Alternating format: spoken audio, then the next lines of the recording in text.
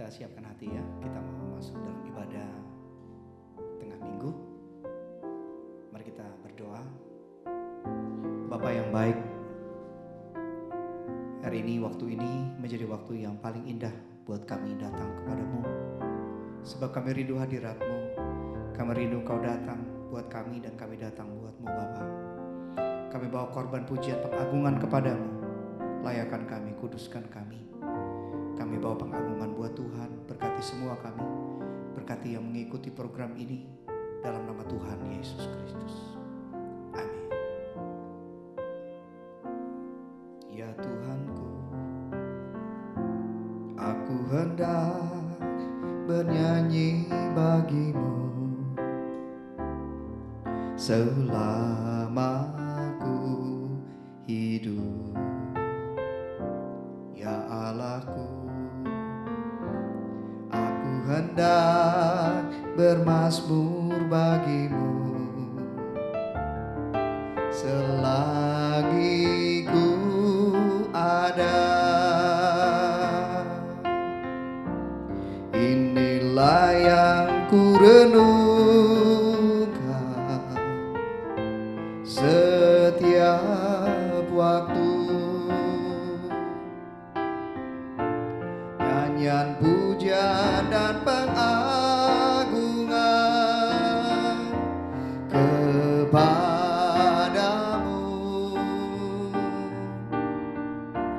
Biarlah manis kau dengar Tuhan, manis kau dengar Tuhan, dan hatiku bersuka karenamu.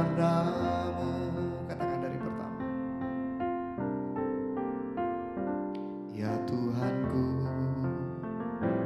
aku hendak bernyanyi bagimu selama aku hidup. Ya Allahku, aku hendak bermazmur bagimu selagi ku ada. Inilah yang ku renungkan setiap waktu, nyanyian puja dan pengagungan kepadamu.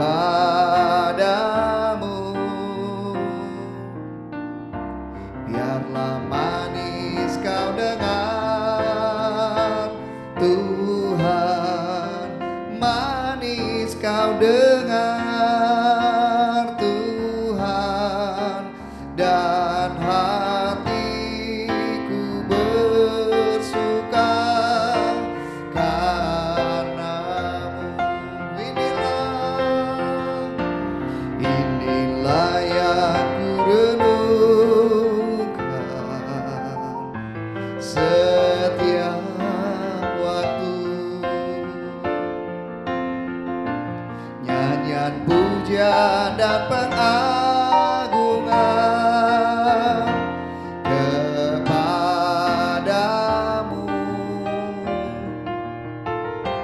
Biarlah manis kau dengar Tuhan, manis kau dengar Tuhan, dan hatiku bersuka karenamu,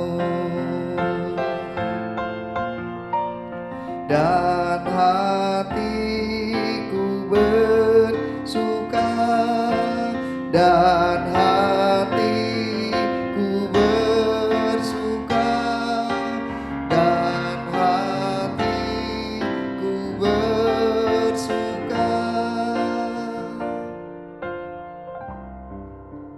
karenamu.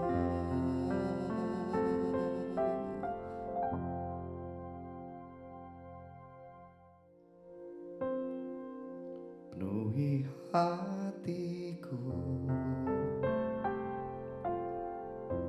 dengan hadir-Mu. Ku rindu memandang wajah-Mu, oh Tuhan, di dalam kekudusan-Mu. Bawaku dekat dalam hati-Mu.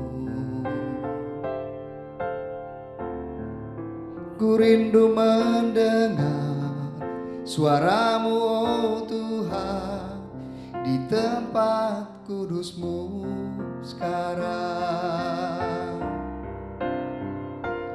Ku rasakan kasih-Mu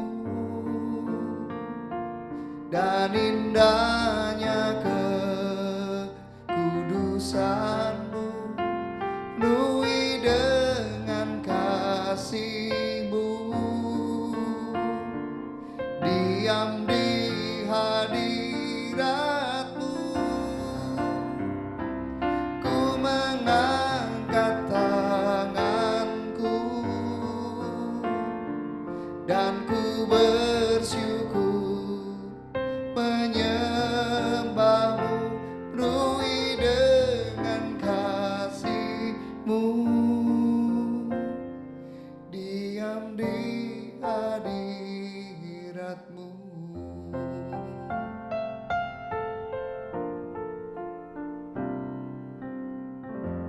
Penuhi hatiku dengan hadir-Mu. Ku rindu memandang wajah-Mu, oh Tuhan, di dalam kekudusan-Mu. Bawaku dekat dalam hati-Mu. Ku rindu mendengar suara-Mu, oh Tuhan, di tempat kudus-Mu sekarang. Ku rasakan kasih-Mu dan indahnya kekudusan-Mu, penuhi dengan kasih-Mu, diam di hadirat-Mu. Ku mengangkat tanganku dan ku bersyukur menyembah-Mu, penuhi dengan kasih-Mu, diam di hadirat-Mu.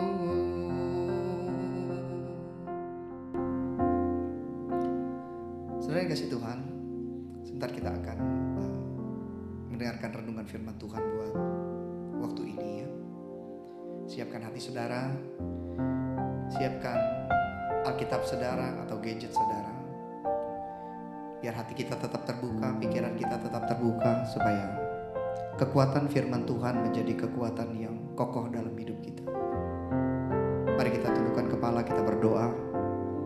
Tuhan, aku minta Bapa berbicaralah bagi kami. Bapa, aku meminta katakan isi hati. Allah Roh Kudus, tolong beritahukan segala isi hati Tuhan, hati Bapa kepada kami, supaya kami menjalani hidup ini untuk mencapai momen keberhasilan. Kami tetap kokoh, kami tetap kuat. Berkati umat-Mu, berkati kami semua di dalam nama Tuhan Yesus Kristus. Amin.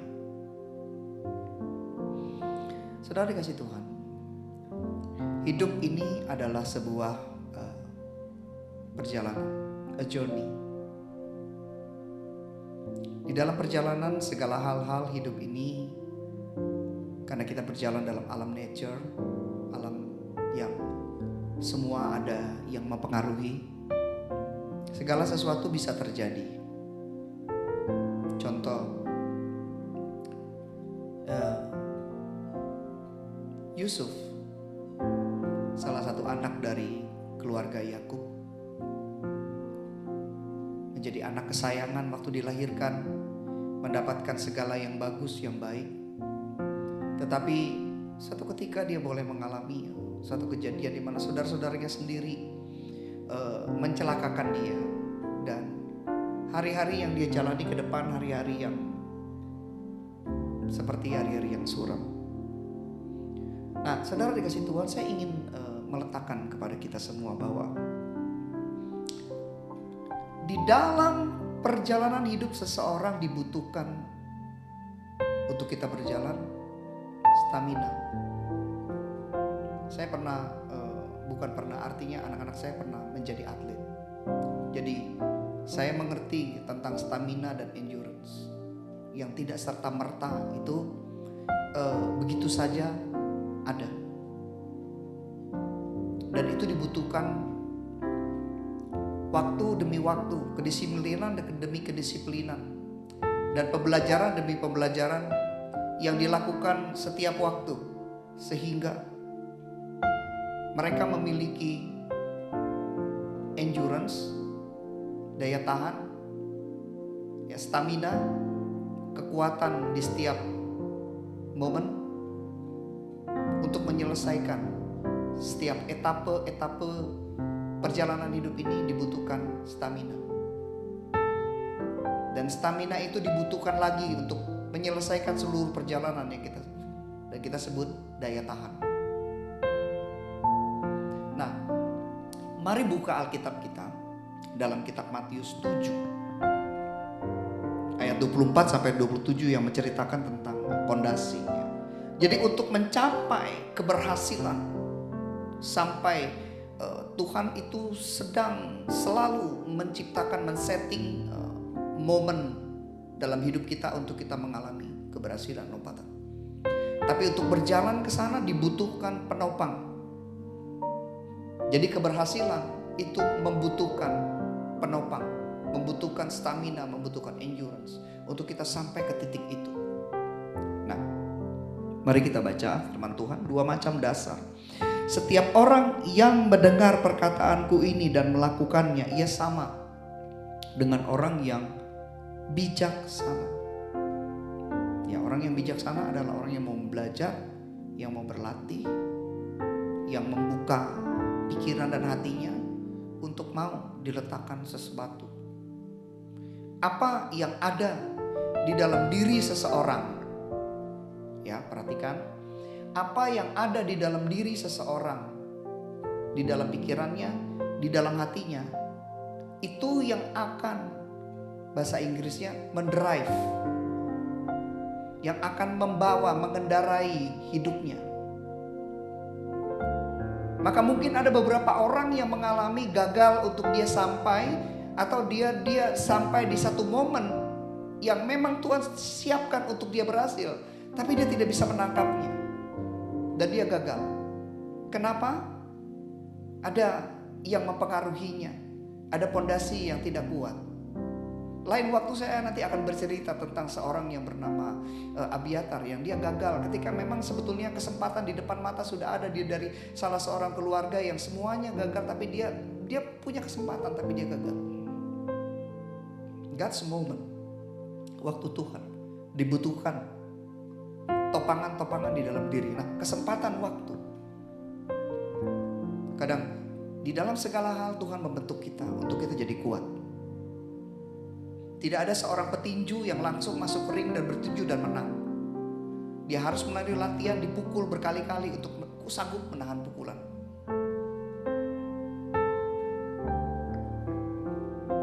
Dia berpeluh, berkeringat dengan melatih diri. Firman Tuhan mengatakan ayat 25 ya, Matius 7 ayat 25. Kemudian turunlah hujan dan datanglah banjir, lalu angin melanda rumah itu, tetapi rumah itu tidak roboh sebab didirikan di atas batu. Setiap orang yang mendengar perkataanku ini dan tidak melakukannya, ia sama dengan orang yang bodoh. Kemudian turunlah hujan, melanda, dan banjir datang, dan robohlah rumah itu. Gagal, hidupnya gagal. Jadi, saudara dikasih Tuhan, ada yang perlu kita letakkan, kita bangun. Bisa dari pengalaman sendiri, atau kita belajar dari perjalanan hidup orang lain. 3 hal dalam hidup ini yang perlu kita kembangkan. Yang pertama, tentu saja kita harus jadi anak-anak Tuhan, ya, berjalan di jalan Tuhan. Sebab jalan hidup orang benar, Tuhan akan menuntun. Tetapi waktu Tuhan menuntun, ada hal lain yang mempengaruhi ketika dituntun Tuhan. Tuhan Yesus punya 12 murid dan dituntun siang dan malam 24 jam. Tapi ada beberapa yang mengalami jatuh dan bangun. Bahkan ada 1 orang yang tidak sampai. 1, kecerdasan intelektual. Kecerdasan intelektual seseorang dilatih. Saudara harus buka pikiran ini, buka hati, dan maulah untuk diajar.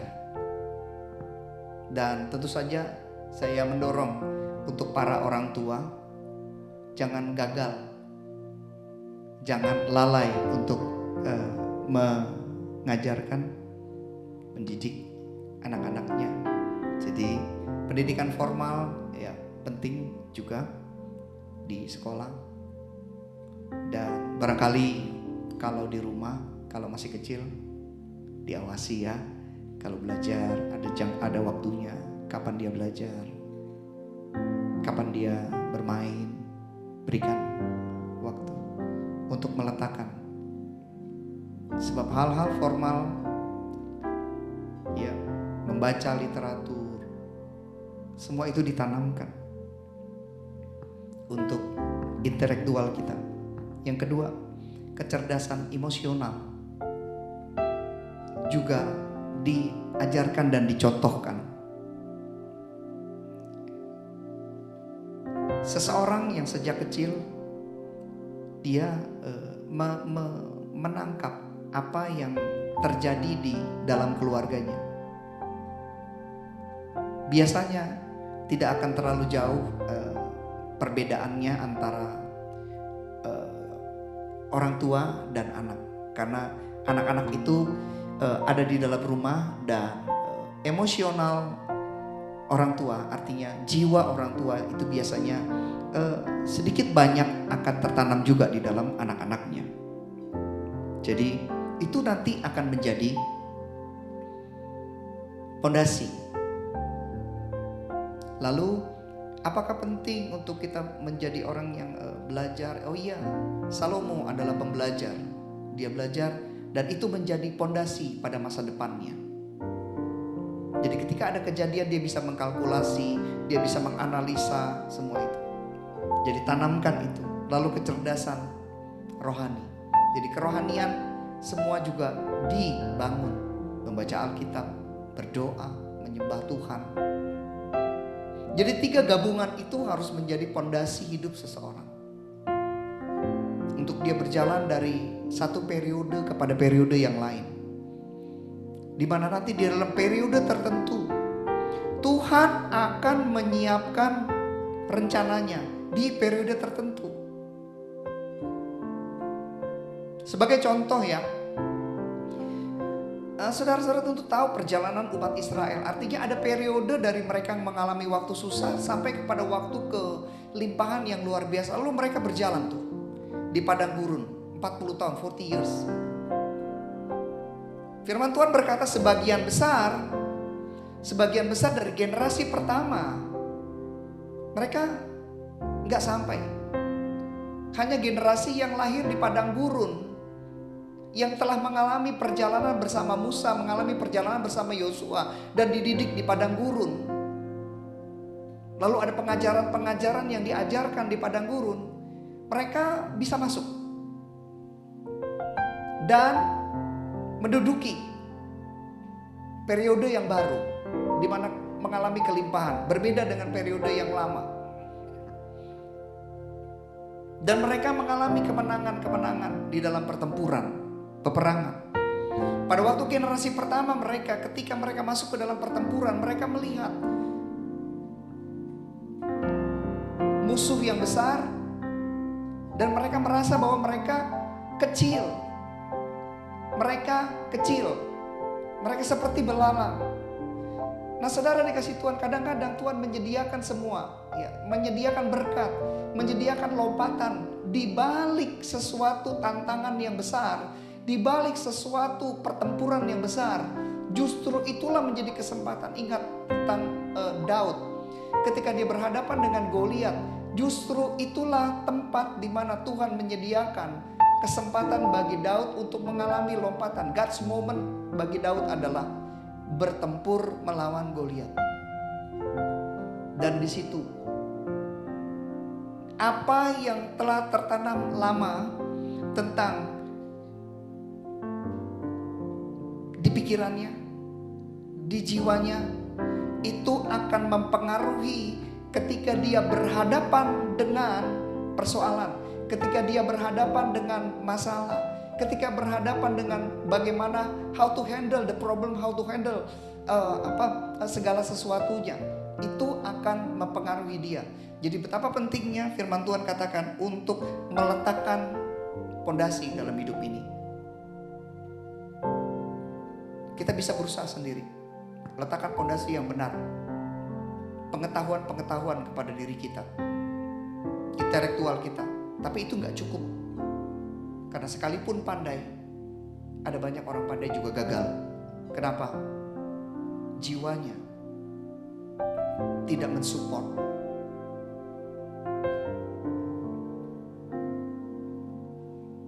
Ini dinamakan telepon pintar ya, smartphone.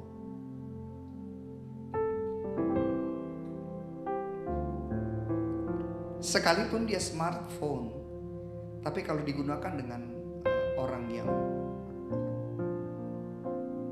bukan pada zamannya, telepon ini tidak akan berfungsi banyak. Sekalipun di dalamnya ada banyak. Saudara, jadi fondasi seseorang, Tuhan telah meletakkan kepada kita segala macam kemampuan. Tetapi untuk mengaktifkannya perlu usaha kita dan orang lain untuk mengaktifkan, untuk menambahkan satu pengetahuan. Kedua, bagi saya yang paling penting adalah yang kedua, kemampuan untuk mengelola batin ini, hati dan pikiran ini, perasaan. Karena kalau saya membaca Alkitab, sebagian besar mereka tidak berhasil karena hanya faktor batin mereka. Umat Israel tidak berhasil masuk karena mereka merasa bahwa mereka terlalu kecil untuk berhadapan dengan situasi yang besar. Tapi bukankah Tuhan telah mengajarkan bahwa Tuhan kita adalah Tuhan yang hebat, Tuhan yang besar, Tuhan yang luar biasa. Nah, para umat Tuhan yang dikasih Tuhan, letakkan semuanya itu berbarengan dalam hidup ini. Jadi tidak saja juga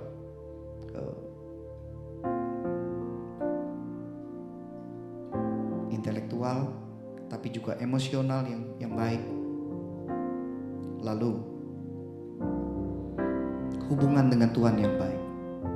Semuanya itu akan menjadi penopang, menjadi pondasi yang kokoh untuk kita mengalami level yang makin meningkat, makin sempurna, ya, makin matang, makin dewasa.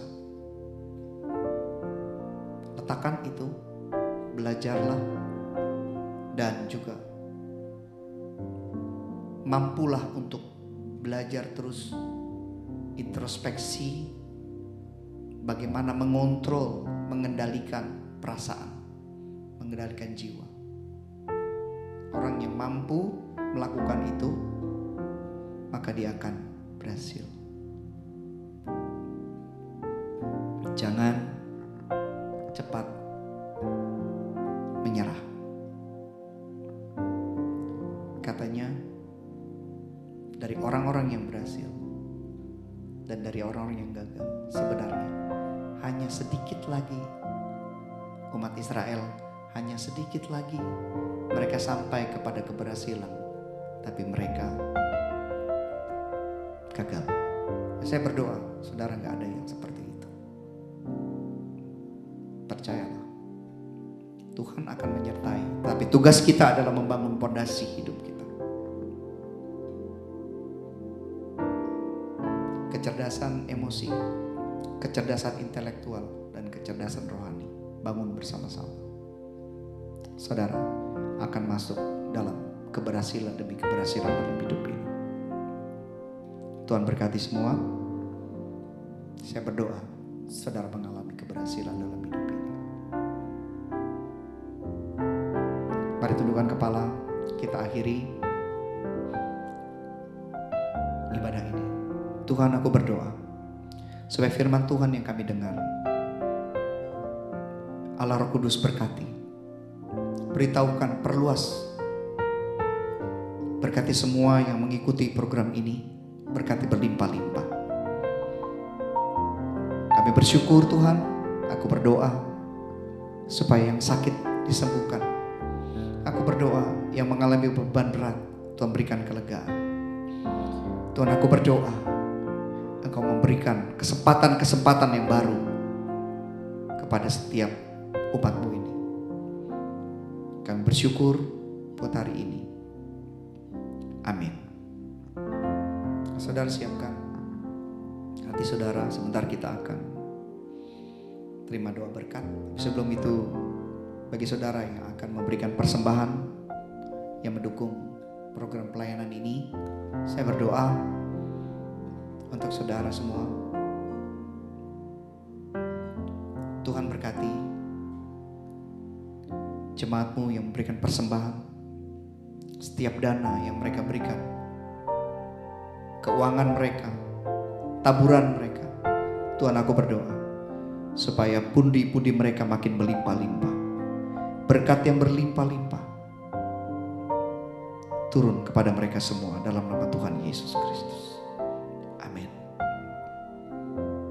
Mari angkat tanganmu, siapkan hati untuk terima berkat Tuhan. Tuhan memberkati engkau dan melindungi engkau. Tuhan menyinari engkau dengan wajahnya dan berikan engkau kasih karunia. Tuhan menghadapkan wajahnya kepadamu dan berikan engkau damai sejahtera. Dari Allah Bapa di surga, di dalam Yesus Kristus Tuhan, dan penyertaan Roh Kudus akan menyertai kita semua sejak hari ini sampai Maranatha.